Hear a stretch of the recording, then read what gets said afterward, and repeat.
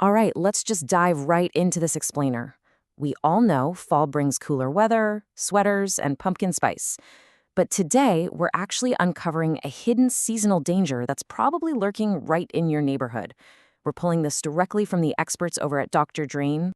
There's this massive gap between what we think fall is going to look like, the vibrant colors, that cozy scenery, and the actual harsh reality on our streets. We're talking completely preventable flooding and even water contamination.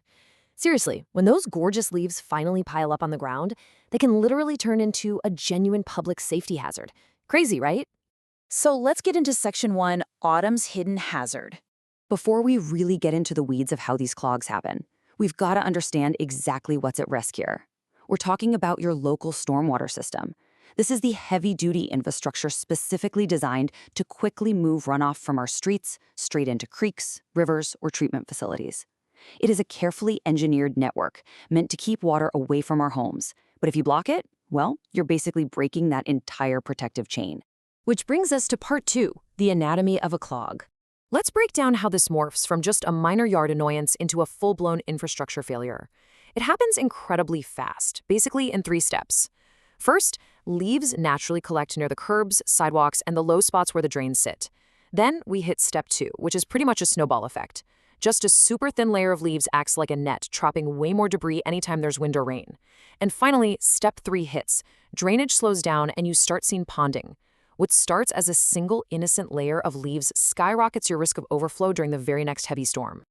And the consequences of that ponding. It goes way beyond just a pesky puddle in the road. Once that drain backs up, the water has to go somewhere. The runoff shifts patterns entirely. It'll wash right across private properties, it can completely flood basements if you have one, and it pushes all this harmful sediment and organic matter deep into the stormwater channels. It just completely overwhelms the very system we just talked about. Okay, moving right along to Section 3, the Resident Action Plan. For local governments and watershed groups, the absolute #1 goal here is preventing debris from ever reaching that grate in the first place. So, here are your defensive tactics. Sweep or rake leaves away from the curbs. Secondly, and this is absolutely crucial, avoid using leaf blowers near drains. Seriously, blowing them into the gutter is basically doing the storm's job for it. Always bag or compost that yard waste based on your local rules.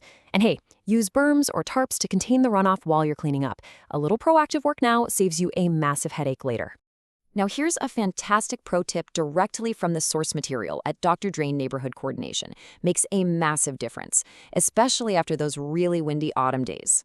Leaves are going to blow absolutely everywhere. They definitely do not respect property lines, so teaming up with your neighbors on the block drastically amplifies your cleanup efforts. It is hands down the best way to keep those local grates completely clear.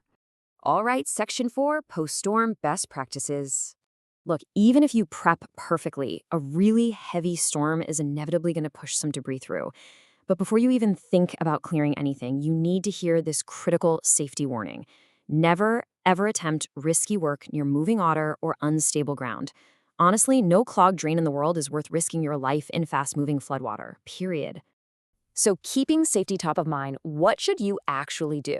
First, check your street inlets for visible blockages, but do it from a completely safe distance. Stay away from unsafe edges. Second, if a drain is stubbornly clogged or water keeps pooling, report it to Public Works. They need to know so they can prioritize their maintenance routes. And finally, if you're dealing with severe backups, repeated flooding, or crazy erosion, call the pros. You really need to rely on the city or a professional plumber instead of playing hero and taking risks yourself. Let's move into our final segment, Section 5, protecting local waterways. Because the fallout from these blocked drains goes way beyond a flooded street corner. Let's look at the macro level biological impact here.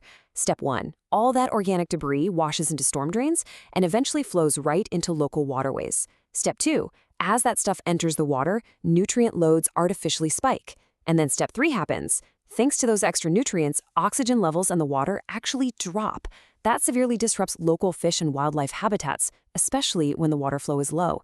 So keeping those drains clear isn't just about stopping floods. It's an active form of environmental protection.